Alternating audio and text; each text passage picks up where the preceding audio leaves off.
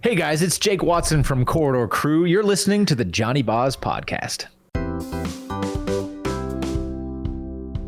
Hello, everyone, and welcome to the Johnyboz Podcast. I'm here with a very special guest, Jake Watson from Corridor Digital. Hello, Jake. Hello, Johnny. Thank you for inviting me, man. It's a pleasure to be on one of the maiden voyage podcasts on the Johnyboz Podcast. So you told me you were doing this, and I was very excited to take part because I think it's a good thing. I think it'll be a lot of fun. Heck yeah, man. We've talked a bit here and there, but I don't think we've ever sat down and had a good conversation. So I'm looking forward to this. Yeah, I think we've chatted briefly here and there, but never done a podcast together. So yeah, let's get it going. All right, awesome. Okay, so you work at Corridor Digital, and that is a YouTube channel. Yes. That has been around for a long time. I want to say you guys kind of kicked off in 2010, early 2011. Yeah, I mean, I've been kind of with Sam and Nico since the very start over there. We went to the same high school together. A lot of people don't know that. Okay, yeah. Yeah, and we were all in the same grade. Nico and I knew each other from cross-country skiing. Oh, nice. So we had Nordic skiing as a high school sport, and we started hanging out, shooting YouTube videos out in LA once we kind of wound up out there. And 2010 was when we first filmed the first video we ever did together, and then that actually went on our friend's channel, Freddie W. Okay. We didn't start the Corridor channel until May of 2011. And then I quit my job and went and did that. Yeah. There you go. So it all started with Frozen Crossing, huh? Yep. Yeah, you're busting out the oldies. I love it. So that was a little fan film. We just wanted to make an appreciation piece and make it cool and have some cool action scenes. And so we got some friends together and, a couple ski masks and some airsoft guns later. And, we had ourselves a little video. So I went out and ran around in the woods for 3 days with nothing but, I couldn't see. So I played Ghost. Right. Fun. And we were in the woods. It's -7. It's January, Minnesota. Yeah. And so Sam and Nico are like, all right, this is the first thing I've ever acted in. Well, outside of school plays. Right. Okay. Yeah. And so they're like, all right, run here and then shoot and then get up and run and da da da da. And my glasses were frozen over. So I would look down underneath the glasses and then memorize my steps. Right. And then run and do it and try not to run into a tree. Yeah. But they made me look good and it worked out. So yeah, that was great. And then, we didn't know how that video was going to do. Of course, it took a long time to finish, and Sam and Nico didn't have a channel at the time. So they asked Freddie, whose channel was blowing up at that time, if they could post it over there. Yeah. And he said yes. And we posted it on Freddie's channel, and it got 1 million views in a day. Yeah. So, and there was little tricks you could play back then with YouTube to try to get things on the homepage and things like that. But it did it on its own merit. And so that was a really encouraging sign. So, we all kind of decided that's what we were going to do. And we made some more. And then I remember when Sam and Nico posted the first Minecraft minecart video, was another classic that for a long time, for about 8 years, that was our most viewed video ever. Yeah. And so I remember them, and Nick Laurent helped shoot that. And I remember them saying, hey, we posted this video. We made our own channel. We posted this video and it's going to make $3,000 or something. Posted a video. How is it making money? And they're like, okay, so YouTube's got this partner program, and that was back when you couldn't monetize a video until after it had gone live. So you had to send the video live, and then you had to send the URL to the YouTube partnership team. Right. And then they would approve the video for monetization. Wow. So, okay. And it didn't happen for like 48 hours. So right. all your views are, you know. yeah. You're missing out on that crucial window. Yeah. But the things were different in terms of like how much they paid and how you got views and stuff. So yeah, we did that. And 2011 rolled along. We started Corridor, and yeah, that's kind of how we got started. Yeah, Frozen Crossing. Yeah, I love that story. One detail I thought was hilarious is like, you're like, okay, all right, we just finished up Frozen Crossing. It's this awesome, fan film, but like, we don't have a channel yet. Is it cool if we just use your channel? Like yeah. That I love that idea because I feel like that is just so like something that would just not happen today. It's just be like, hey, can I just throw this up on your channel real quick? Yeah, no one knew what the hell we were doing at the time. I mean, there wasn't an established modus operandi to like anything. Right. And people are still figuring things out every day, which is what makes the career and like the process so interesting. Yeah. But yeah, we were just trying to figure out everything and anything. Right. And it was a weird time because nobody knew what we did. Mm-hmm. I remember trying to go out and get like film locations because my traditional role is like the producer. Right. And so, but that really literally can mean anything. Right. You need to know how to act. You need to know how to like produce location. Especially when your process is that small. When it was just, it was just three of us. And then, Ren came in and then Nick and Carmichael and yada yada, but like back then it was just the three of us, and so producing was this matter of like figuring out, okay, well, what are we trying to make, and then what's the shortest distance from there to the end goal. Right. One of the things I used to have to do was go out and find locations, and I remember talking to people and telling them, well, hey, this is what we're going to film, yada yada, and they'd give you quotes in terms of how much things cost, and they'd say, okay, is this for TV or is it for film? And I'd be like, well, it's for YouTube. And they'd be like, oh, so what is that? And I'd be like, basically it means we don't have any money. Right. And then, sometimes they'd tell you to kick rocks, and other times they'd say, okay, that's fine, you can give me this. And it just depends. But yeah, it was really interesting because nobody knew the format. And everyone thought it was just kind of, there was this whole trench of like established process for producing things that we were able to pick from and pull from and try to make our process better, but at the same time didn't have to adhere to it. Also made it more difficult because we had to reinvent the wheel in certain different ways. But yeah, that was a really interesting thing that was happening at the time because nobody knew how to do the thing. And man, the whole monetization was crazy. Like, I don't know if you know this, but so what were I can't remember, MCNs. Okay. You had your big OG ones like Maker, and you had oh god, there's so many. I'm not even going to attempt to remember all the names, but like basically I don't even know if people do these anymore. Yeah. But the way that it worked is like YouTube said, okay, we've got more creators coming onto the platform. We've got to figure out a way to like organize it a little bit. So what they did is they offered monetization like through the partnership program, and then they would give certain people access or ability to have multiple channels under their monetization like label framework or whatever. Yeah, whatever you want to call it. Yeah. And so these people got savvy to this, and they went out and they created some of these MCNs with like literally tens of thousands of channels eventually. Yeah. And at the time, Machinima, that was one. Yeah. That was our first one. Okay.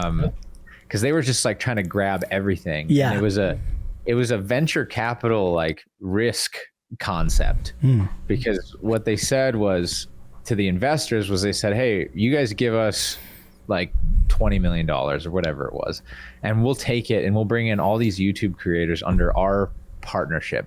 They used to guarantee us a CPM, which means, what does that mean in like layman's terms? It means that for every 1,000 views you get, they would guarantee us a dollar amount. Say it was $3 per view. Now, this wasn't based on like geographics. It wasn't based upon time watched. It wasn't based on anything except for a view and a dollar amount. So it was like a really, really rough way to assess. Which you can do when things are small, but as the platform got bigger, the idea to the investors was like, hey, YouTube's going to get bigger. There's going to be more ad dollars than what we're paying these guys as a guaranteed rate. So even though we're guaranteeing them $3, we're going to be making 8 or 10, right, 50. And so that was the play. But the issue was that as YouTube got more sophisticated, the way that they monetized a view changed. So it's not just like any view anywhere, anytime. There's like requirements, 30 seconds of viewership, verified accounts, and then, geographically strongly determines like how much you get per CPM. Right. So that all changed. Like the US has the best monetization because it's a rich country and we love to spend money on advertising. But say you go to India, which we have a bunch of Bollywood like reacts and stuff like that because we love Bollywood stuff. They're so fun to make. They do so well in views. Yeah. They are abysmal when it comes to the ad revenue. Oh, okay. Interesting. Yeah. So anyway, all those MCNs ended up like failing because they couldn't keep up with the monetization strategy that they put. And then, you saw the collapse of that like 5 years ago, I guess it was. Yeah. Honestly, that was a good thing because man, there was a lot of shenanigans going on there. Yeah. I'm glad a lot of it's rooted out now. Yeah, it's totally wild. I mean, this is a little bit different, but like I was just listening to a podcast about Smosh and how they came up, and then in 2011 they sold their company to a parent company, and then that parent company changed names, and then it just completely collapsed, and they're like, okay, well, we don't have a job now, until Rhett and Link came and bought them out. But it seems like it's interesting. There was almost like a mix between the legacy like establishment of like a TV style thing versus like the Wild West of the internet. Like people were just trying stuff out at the start, Yeah, totally. There was this idea that, people used to ask us, so what do you guys make on YouTube? Is it like a movie or is it like a television show? Right. And we're like, it's YouTube.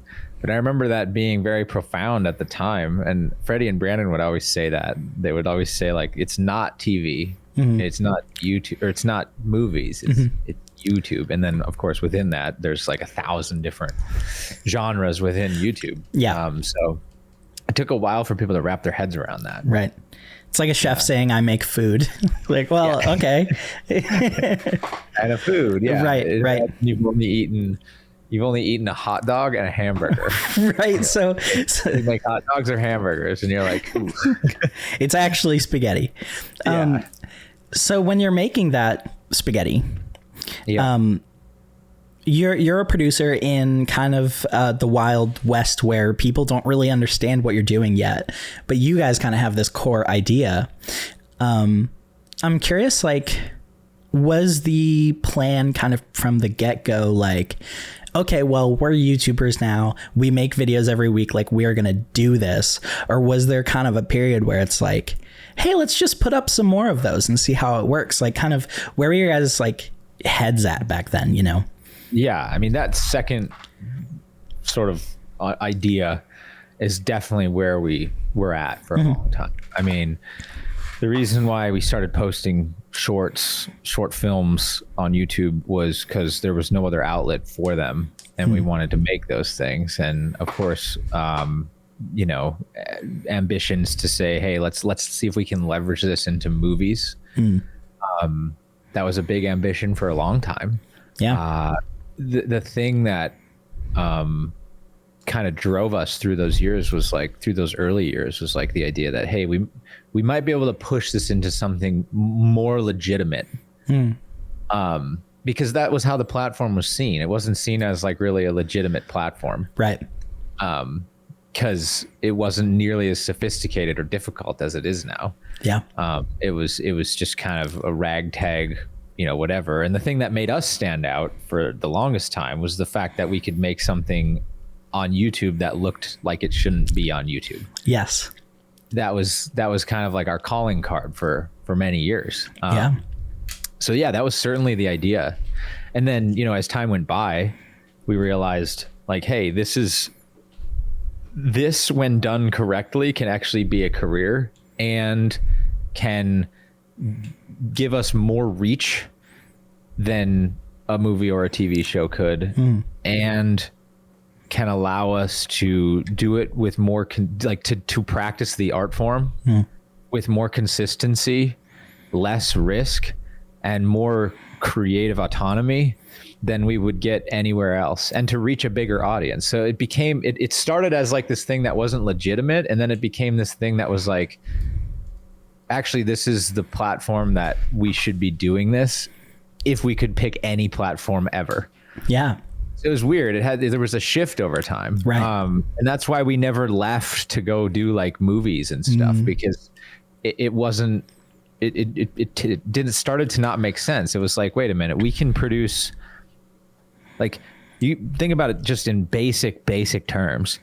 You produce one film and it takes you about 2 years, and you drop it and it's out there and that's it.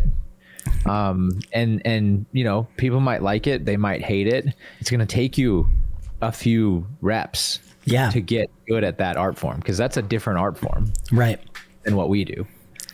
We use a lot of the same tools, but it's a very different format. Yeah. So even at this point, if we were to jump over and do films, it would probably take us like 2 or 3 more to really get in the groove of like, okay, now we can even begin to have conversations about mastering this art form. Yeah. And along the way, you're playing with somebody else's money. You're playing with probably 6 to 10 years of your time. And think about what you could do with an existing channel, with the reach and with the ability to tell multiple different stories in ways that still like connect with people, meet people's ideas of like, wow, that was really cool, show me another one, which is all every video creator wants to do. Yeah. You want to show them a magic trick, you want to show them something cool, you want to tell them a story, and then the biggest compliment you can get is when they go, that was really cool, show me another one, and then they watch something else. Yeah. Like, that's all we want.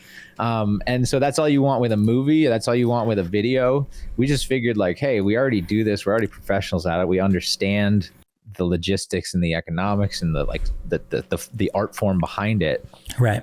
Why would we like potentially throw all of that away? Because you have to risk all of it to do another art form for the same outcome in a way that potentially has less impact over the long term. Like, there's how many billion accounts on YouTube now? Yeah. There's like 3 billion accounts. Like, you're not going to reach 3 billion people with a movie. Yeah. I'm sorry. It's not going to happen. Right. And if you do, it's going to be by committee. Right. Because you're going to be dealing with some of the largest entertainment companies in the world who aren't going to take some risk on you to make decisions that they don't want to be made. That's just how the thing works. Yeah. So it was like, wow, that's the option. You know what? I'd rather reach people over here. Yeah. And I think that was one of the like biggest decisions for a lot of YouTubers coming up, was like, well, okay, now what's the end goal? And you see like Joe Penna is going off and directing movies, and they're great, and he's doing an awesome job, and it's super cool. but something kind of struck me that you said about, making a movie is a different art form, and it might take you a couple to kind of, fall into a groove. And it's so funny because like I enjoy painting. And so I'll do a painting and I'll, sit back and look at it and I'll be like, that's garbage. And then it'll take me, 3 or 4 paintings before I have anything that I think, oh, maybe I'll throw this up on my Instagram. And that concept of, all right, let's go make a movie and see how it turns out is like completely wild, because it's the entire creative process where you don't necessarily know how good it's going to be, but on this multi-year timeline, No, and like you can't sit there and say like, well, I'm special, my movie's going to be the good one. Like that's not how it works. You know, your movie's going to be crap, just like the next guy's is going to be crap, just like Steven Spielberg's first movies were crap. Like it takes time. Yeah. And wherever you start in that timeline, and it's not like we're ignorant to the process. It's not like we'd be starting from scratch. We've done 3, but we did Dark Island, we did Not Tether, we did Sync, and then we did that show for YouTube. But anyways, there's just a different way of doing it, and little decisions, everything from like how you cut and put scenes together to how you manage your VFX to how you manage your story from the beginning to what your distribution is. Now that's the other thing too, like where would you put it? You could distribute it, you could get a distribution deal, and that's probably your best bet is that it's gonna end up on Netflix. Your best hope is that it'll end up with a theatrical release, but like the I don't know if people understand this, like the economics of theatrical releases are crazy. You're taking this thing that's been in a black box like the whole time, and it's I mean, this is a 150-year-old like economic setup, and it's not that it's bad because it's old. It's just like you have to think about it with that mindset. You're taking people, you go, hey, come in my tent, come in my black box theater. I've got something to show you that I'm going to put up on the wall, and you're going to pay to see it, and you can't see it anywhere but when you're inside of my tent in this room.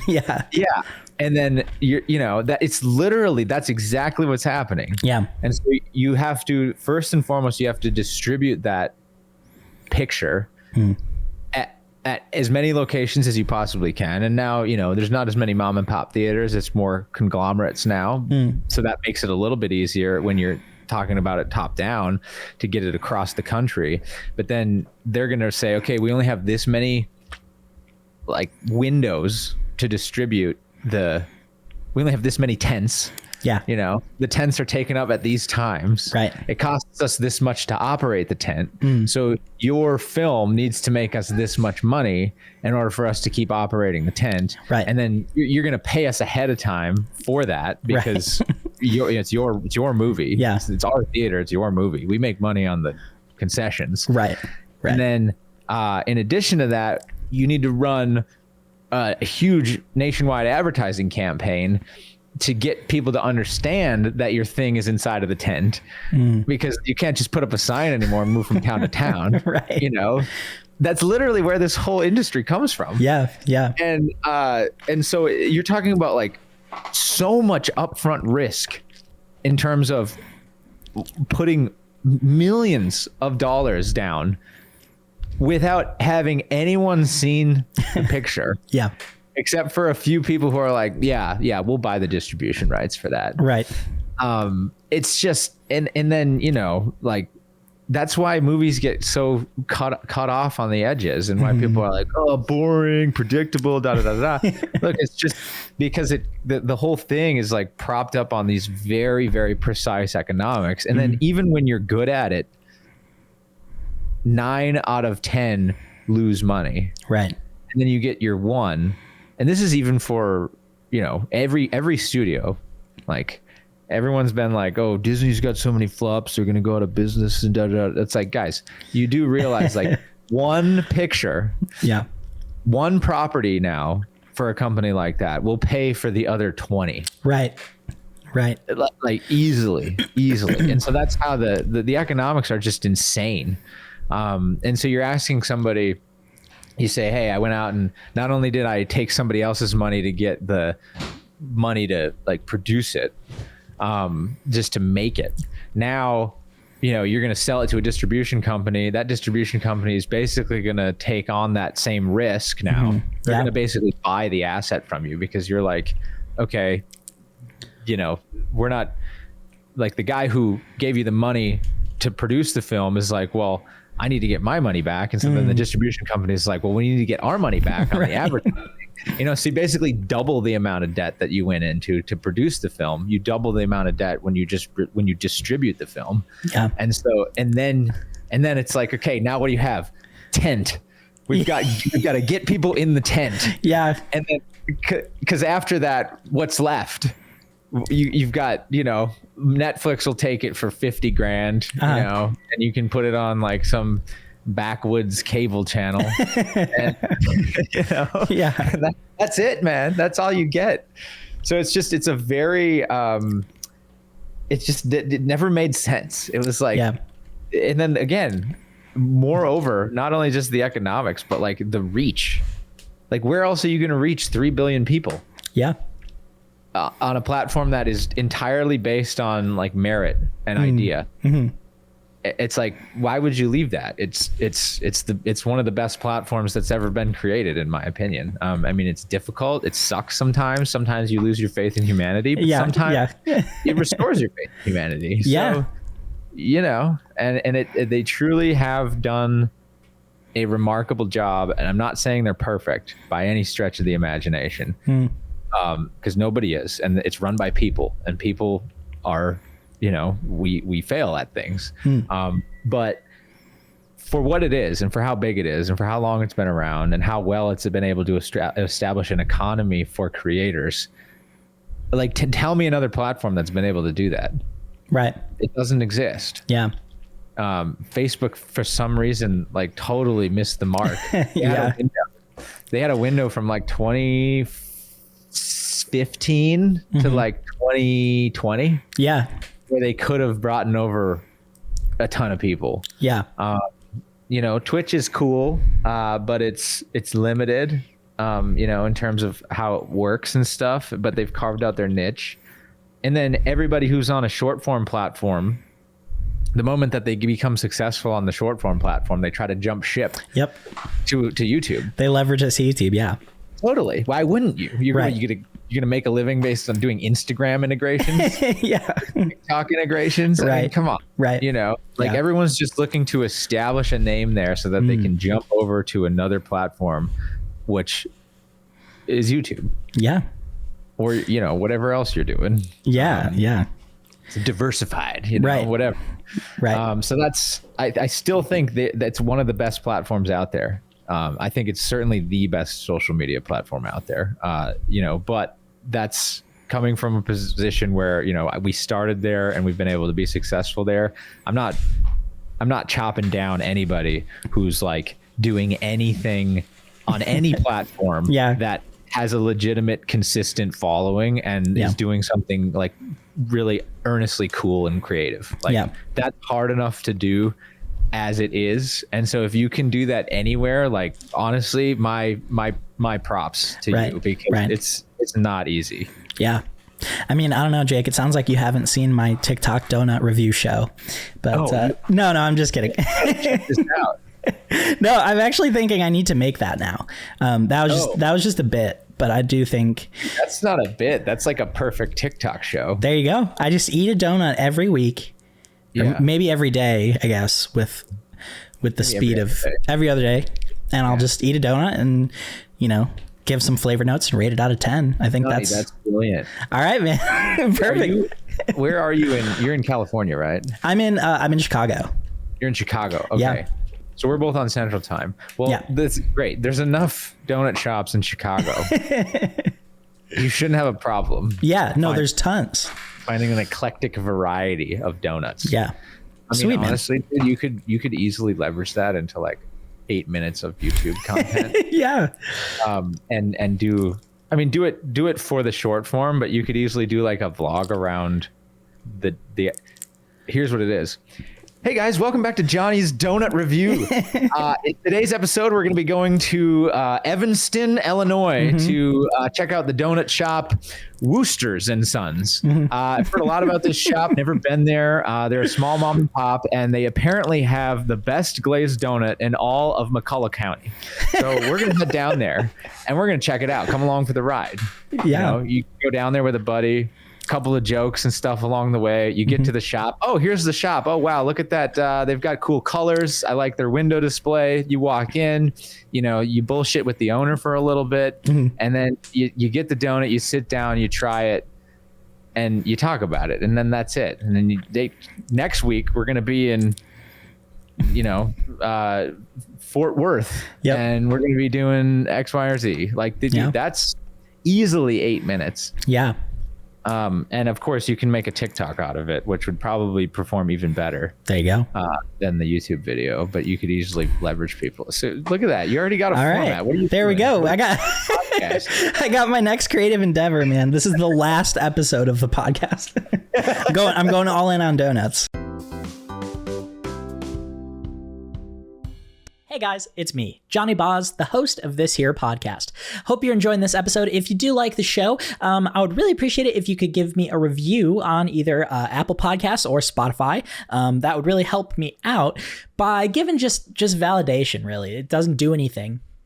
I'm definitely not making any money from this podcast. But I do, at the very least, want validation, or you know what? I'm going to just threaten it. I'll stop making the podcast. No one's reviewed it yet. Kind of ridiculous, but I'm just gonna keep asking until somebody does. Anyways, that's it. I'm getting angry. Let's go back to the conversation. So donuts aside, you're with a video. You're taking all of this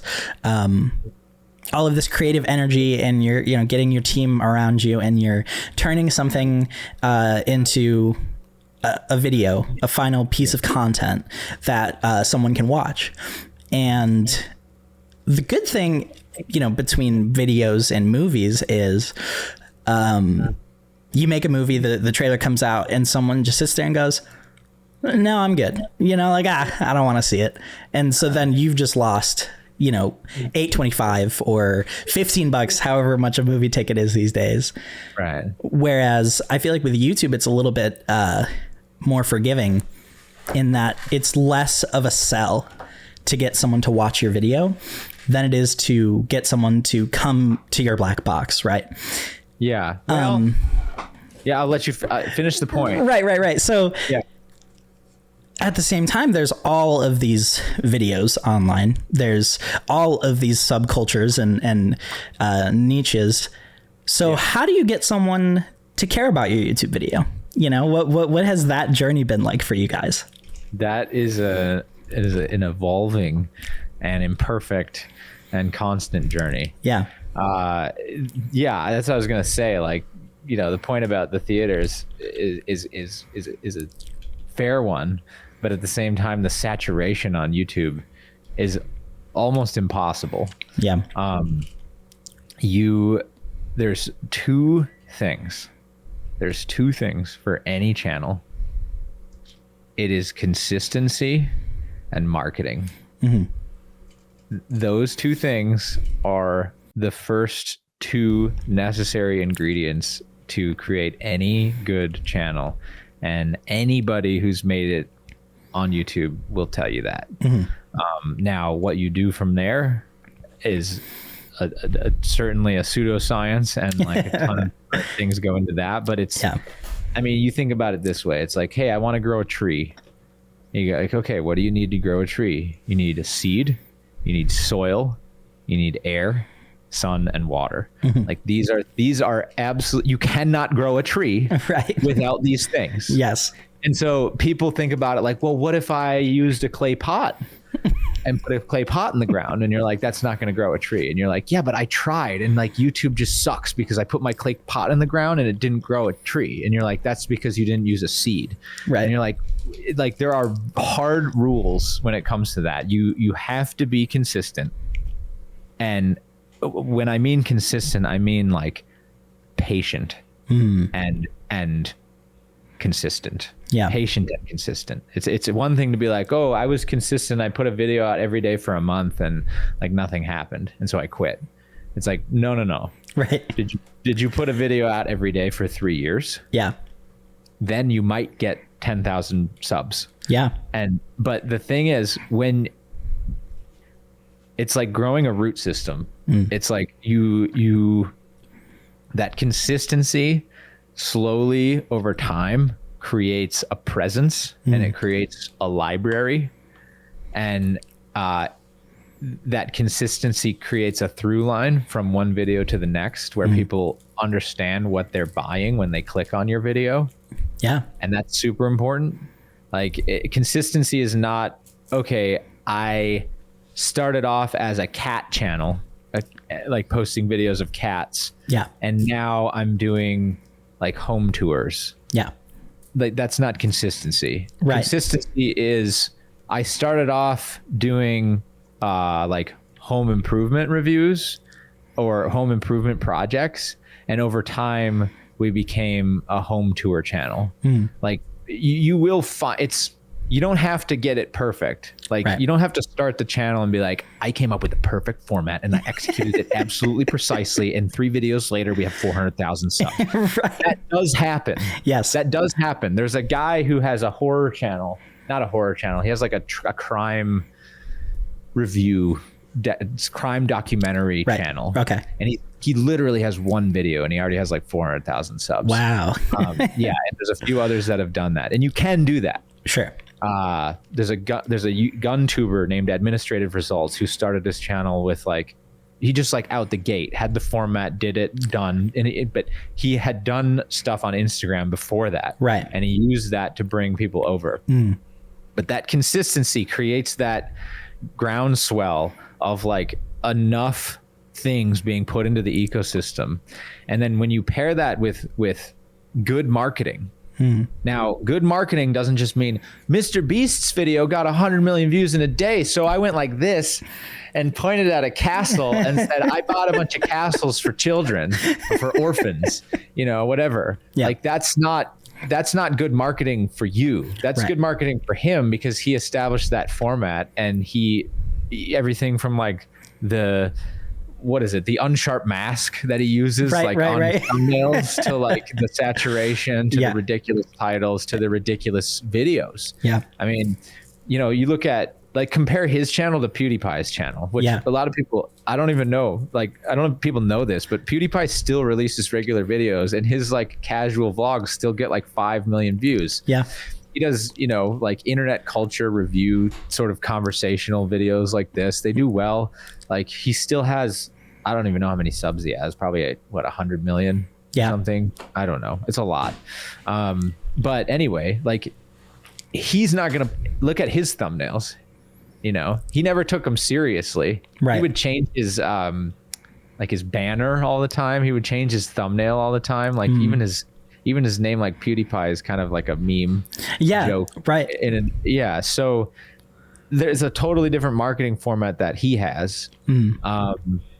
There's just a couple of key things. So when it comes to like how your marketing is displayed, like the actual like stylization of it, that doesn't matter. Just be consistent about your stylization. Right. That's all that matters, because then people will understand this stylization is from this channel, and so that makes sense. Right. What it comes down to, where the rubber meets the road in terms of whether somebody clicks on your video or not, is posing something valuable to them. Like I'll use one of my videos as an example. I do this, dinky little vlog where I just capture, time capsules of my life. Yeah. And like I did one where it was like dove hunting in Brady, Texas. And it's like me holding a dove with a shotgun, but it's like, I'm not offering anything to the viewer necessarily. Right.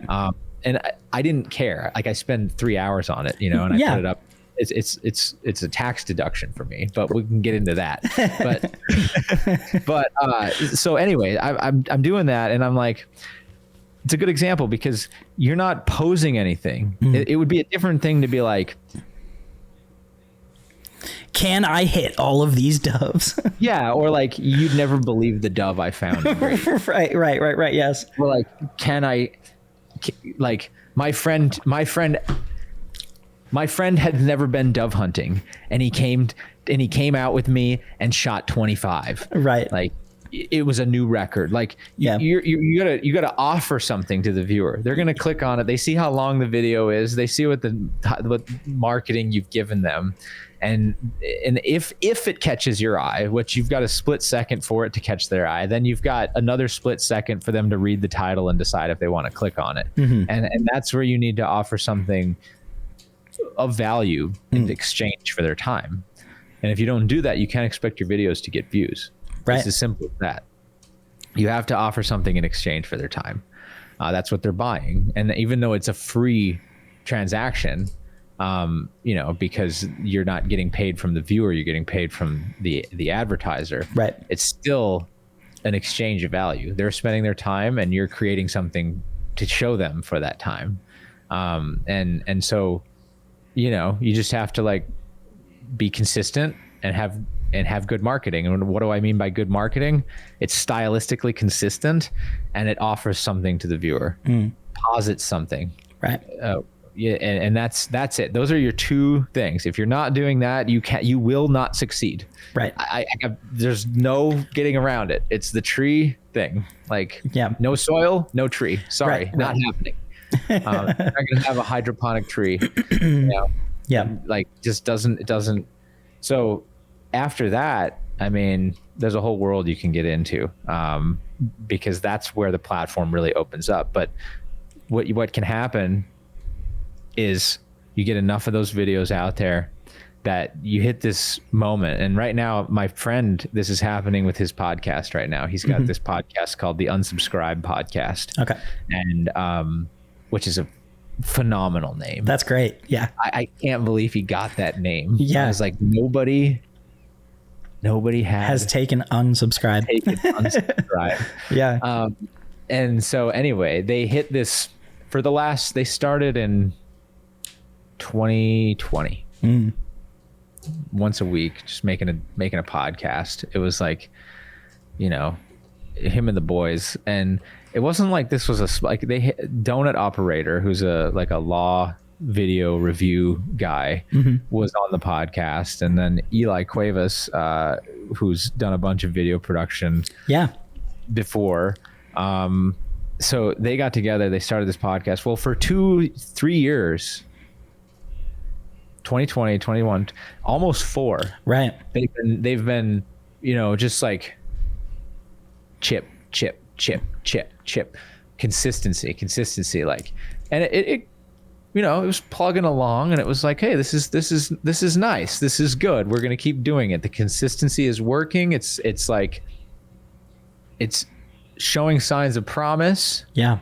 And then about 6 months ago, maybe even less, they entered this period where they reached a critical mass for the number of episodes that they have, for the type of guests they were getting, for the format and the style and the hosts that they brought in. And it, in a month, 2 months, they went from 200,000 subs to 250,000 subs. Wow. Yeah. Nice. In like 2 months. And so that's how the platform works. It'll like, once you really get something, you'll hit this momentous point, and you'll go, why is this working all of a sudden so well? Right. And it's because of all the work you did before. Right. And it'll do that. And that's exactly what happened with the Corridor Crew channel with VFX Artists React. Yeah. Like, we had been doing 15 years of, I don't know how many years have we been doing it? We've been doing like 10 years of work before that. Oh yeah. And then, 2010 to 2020, And then we create this format in 2019 that like does really well. And it's like, oh, well, it's not like we just woke up one day and we're like, here we go, boys. Who's ready to start, the next hit series? Yeah, it was 10 years of work to get that series out of our minds and into the screen. And so, yeah, I think that's what I would say about, when it comes to movies versus TV versus YouTube versus how do you continue to market well and like get views on YouTube. Because it's when you start out, it's damn near impossible. It seems impossible, but those are the essential ingredients. Yeah. So it's about creating a distinct brand and kind of sticking to it. And it's okay if it evolves. Right. Like right. It naturally will, because you're not going to nail it perfectly unless you're one of those guys. Right.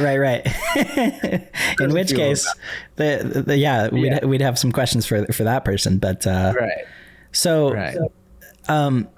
watching Corridor grow over time has been, first of all, awesome. It's great to see you guys thriving and expanding and growing and continuing to make great stuff. But there was something I wanted to ask you about kind of along that journey. I've seen some channels kind of grow, and then they hire a bunch of people, and it turns out they hired too many people, and they sort of fizzle away and they, go in their directions. But you guys have really stayed kind of true to the content and the audience while also growing. And so I just kind of wanted to ask, like, what was it like to, like, what was that process like? Because I'm sure there could have been a couple points where you're like, all right, guys, let's hire 5 people and have them go off and do a new series, and then we'll just keep this thing going, like how did you guys not sort of bite off more than you can chew, Yeah. Well, sometimes I feel like we have in that process, and sometimes I feel like we haven't. But I mean, the thing that's helped it stay consistent is like making sure that the creative hierarchy remained in place, and that the like creative sign off from, specifically Sam and Nico and Ren too now, and Nick too now is all in place, because that's when you get to drift. Right. You establish like a culture. Okay, I'm going back to the tree analogy. You've got your tree. Yep. Okay, but now you're it's bearing fruit, and now you're introducing too many other elements, and it starts to drift into something else. I mean, and that's totally what can happen. And sometimes you're not quite sure where the line is between just like content naturally evolving, which it needs to do, because every piece of content has a shelf life. Like every show has a shelf life. There's a reason why they still don't do Friends episodes, there's a shelf life for everything. Yeah. So sometimes it's hard to tell between, is this natural, just like changing, and is it healthy, or is it like drift away from what our audience wants? Not always clear what those two things are. And that can happen as your team gets bigger. Another thing is just like, when we set out to produce an idea, it is always coming from like, hey, somebody brought this idea to us, and then we talked about it and we vetted it and we worked on it until it sort of made sense in terms of, why are we doing this? Why is it fitting with what we've done in the past? Like, all those questions need to be answered. So yeah, if you were working in almost any other industry, the risk of content changing because you hired more people, you brought in a bigger team, is much lower. Like once you establish a really good, say, shoe, like it doesn't take a lot to hire more people to produce that exact same shoe. Right. It takes a lot to like, come up with a new one that's stylistically consistent, but with the fact that every video is like kind of like a new shoe. Yeah. In a way. A new pair of Vessies. Yeah. Right. There's definitely a lot more of that going on. So your risk for like things changing pretty dramatically is a lot higher because of how personalized the art form is. So yeah, we try to stay away from that by first and foremost just saying, hey, all the creative ideas like need to go through the same process. No one's making things independently. Yeah. And then that helps the most. And then trying to just find really good people who are better at things than we are, that also understand like what our style is and probably have a similar artistic style themselves, you know, and an similar artistic interest. So that's what we do to try to maintain that. And then we did get to a point, I feel, about a year ago where I was like, okay, we're not hiring anybody else. Yeah. Like we maxed out. Right. Because we got to a point where it was like things couldn't necessarily go through the same processes that we'd built. And we got to this weird, like, it's not an uncanny valley, but it was a weird valley, a canyon, if you will, where like we're standing on one side and it's like, okay, we have effectively 25 people or less in our business model. And there's nothing between this and 100. It was like looking over that and seeing like, yeah, if we go down this road, there's like a huge leap, and then you enter the truly corporatedom. Yeah. Where like, and some people can do it and it's necessary for certain businesses, but given how personal like our business is to the people that are working on it, did not make sense for us. Like it was, and that's when you get into like, okay, these guys loaned us money, and then like we need, you know, we have like investors. Yeah, you have investors. Yeah, and it's like, dude, no, that is not why we got into this. Yeah, corporate door digital. Yeah, corporate door digital, right? So we just, and as people, some people have left, you know, because you always have, once you get to like 20 people, you start to get like a natural attrition of just like people's lives changing or whatever. Yeah. People come and go. As people have left, we have not sought to replace them because I'm trying to not forget the interns' names. Well, that too, yeah, and make sure that like that there's a healthy amount of like elbow room for the people that we do have, and so that they can continue to do their thing and like feel gratified in the process. Like if you're not feeling gratified and like satisfied and joyful with the process and the videos that you put out, then like you're gonna get burnt out super fast. Yeah. And so you just, you have to maintain that. And that's kind of how we've done it.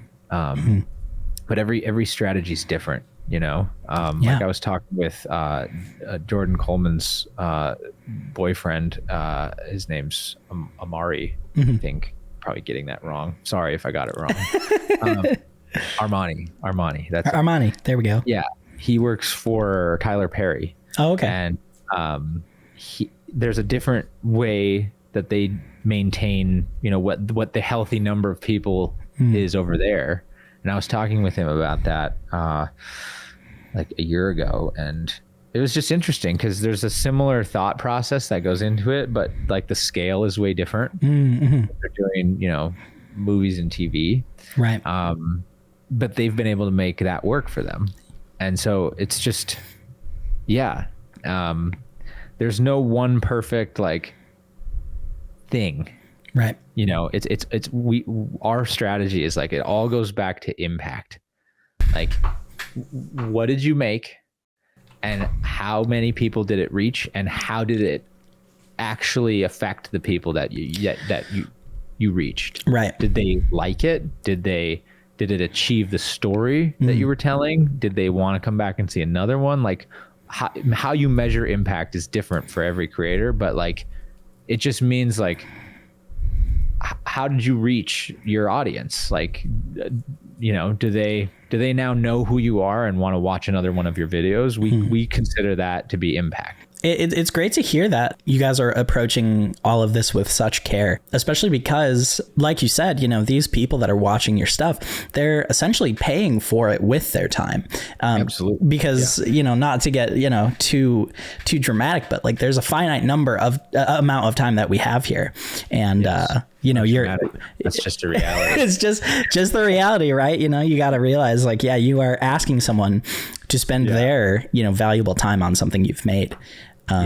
So it's cool to hear that you guys have like a process that pays respect to, like, I guess the weight of that, Thank you. Yeah, it's I find it's really just necessary. And from it, you vet all the questions, like, well, why are you making this video? Why would somebody watch your video over somebody else's video that's similar? All those good questions that you need to be asking. Especially as you get into it and you become a professional at it, like that's what you need to do. Yeah. And I think it's good for just like making sure that the best ideas rise to the top, because you'll always have more ideas than you can produce. Right. If you don't, then I don't know, maybe you're doing something wrong. Not thinking, not brainstorming enough. You'll always have, we have a list. We have this infamous list of just like a spreadsheet, and it's like a mile long of just like every idea where we thought, hey, maybe that could be an idea that we could release. And it's, some of them are horrible ideas, and other ones are good, and other ones are great. Yeah. It just depends. Yeah. Okay. So I feel like this wouldn't be a Jake Watson podcast if we didn't talk about Brandy O'Daniel. Brandy O'Daniel. Brandy O'Daniel. Your old pal. Your old pal, Brandy O'Daniel. So Jake, in recent days on the Crew channel, you have kind of become the face of ad time, right? Yeah. Of sponsor time. And I would imagine that a lot of that is because you are, working with these brands to get these integrations.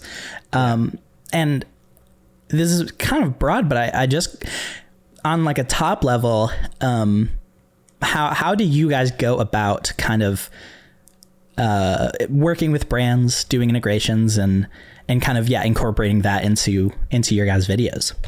Yeah. Well, the first thing you do there, Johnny, is you can't say incorporating working with brands, because I've already become bored. You got right. You fell asleep mid-sentence. Yeah, like working with brands is a big part of maintaining a YouTube channel. So how do you do that without ruining your content? Like, that's a more accurate question. And dude, I mean, the first thing is like, rule number 1, don't be boring. Rule number 2, don't waste people's time. Like, and those are rules that are true for any piece of video. Yeah.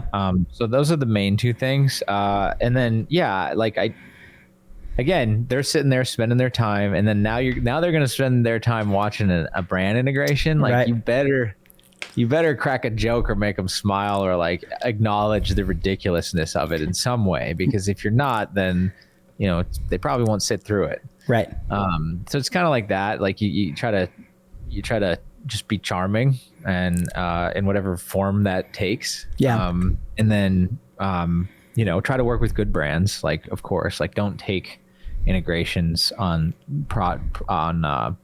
like properties you think are crap. You've turned down, God, I don't even want to think about it. Like, probably in terms of like dollars and number of sponsorships and stuff, because that feels like a little bit like Judas money. It's like, you're not, if at least you don't believe like, hey, I don't use their product, but at least they offer a good one. Yeah. And I can see why other people would find value in it. Yeah. That's good enough for me. Like, it doesn't have to be like, guys, I don't do sponsorships unless I like name my first child after them. Right. It's like we're trying to make sure that we have enough like operating capital to like do what we do. And brands and advertisers, it's a brand and advertiser model, so that helps support what we do. It helps provide jobs so that you can watch the videos that you're watching. It's really that simple. There's no reason to like beat around the bush or like sugarcoat that. I think people are smart. They know that's happening. So just admit that and just try to have fun with it. And if you're working with a brand that offers a crap product or doesn't want you to have fun, then just tell them to kick rocks. Right. Yeah. And be like, sorry, I'm not going to work with you. Yeah. So that's how we do that. And then, it just became one of those things that I did because I was the producer and nobody else wanted to freaking do it. That's why. Yeah. It's like okay, classic producer move where you're just going, okay, nobody wants to do this, but it needs to be done. So I'm just going to do it.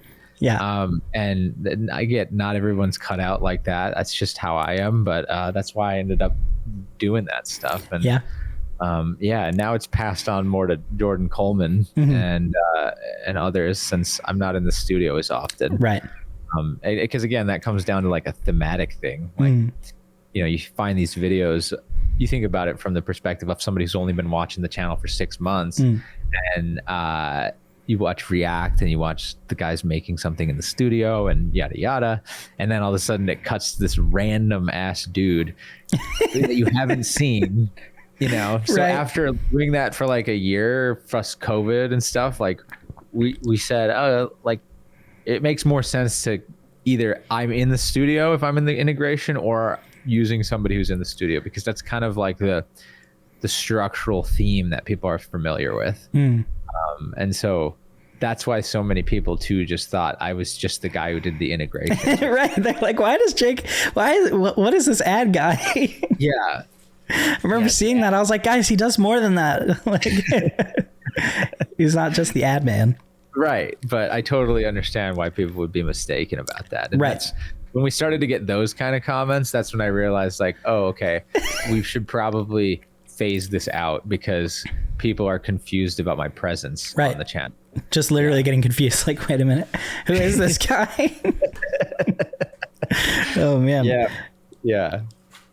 Was it difficult for you guys to kind of get that first brand integration? Like when you guys were not having sponsors, like what was that process like to, kind of start that?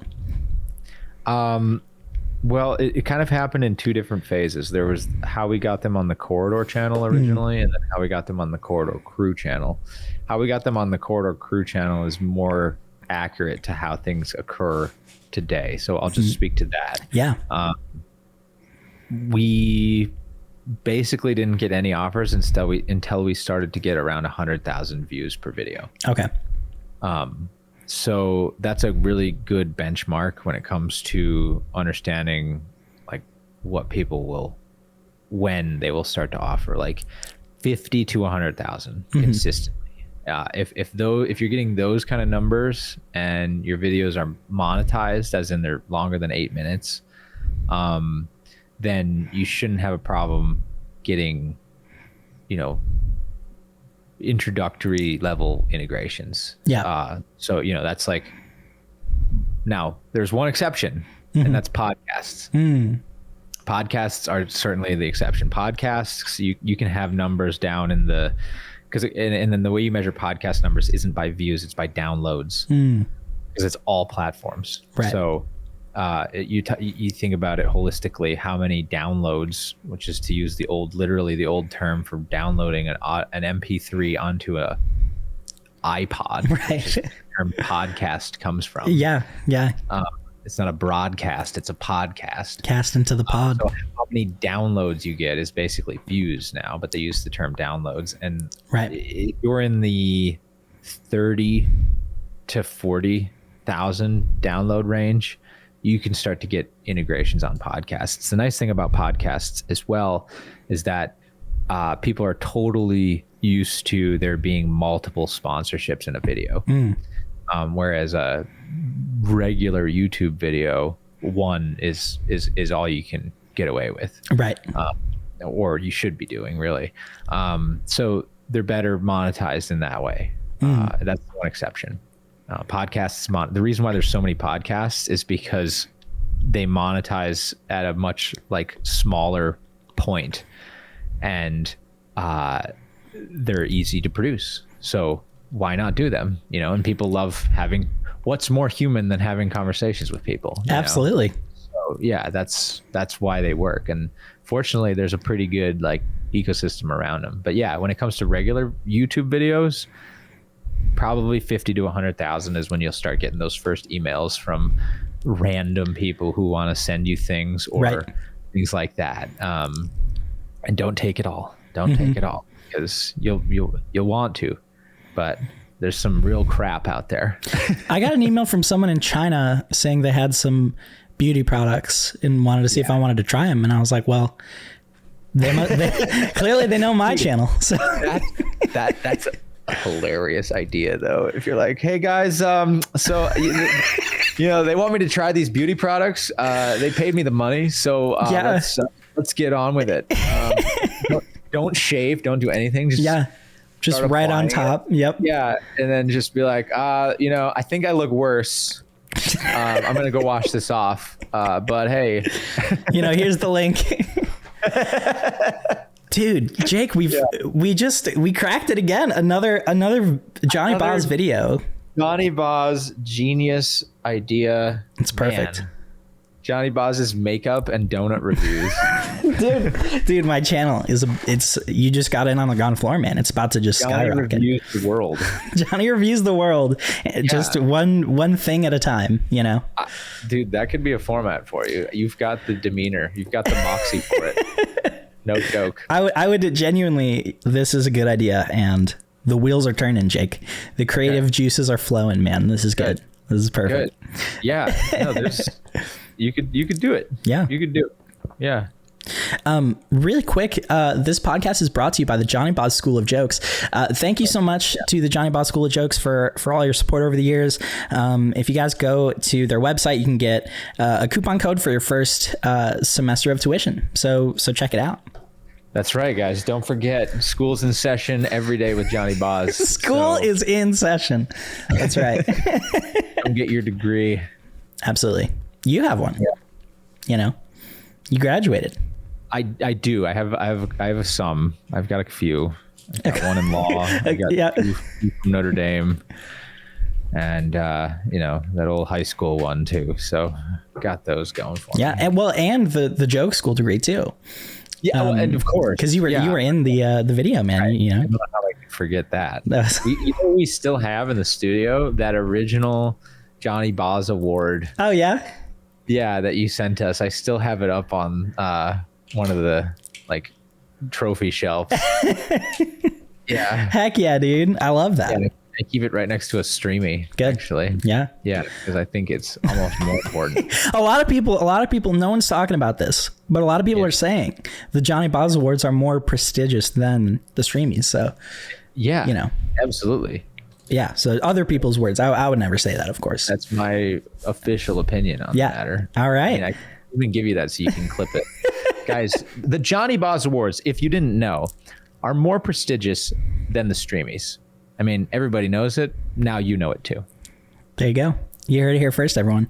Lawyered. There you go. You know? Lawyered. Lawyered. Thank you so much for coming on the podcast, man. Thanks for hanging out.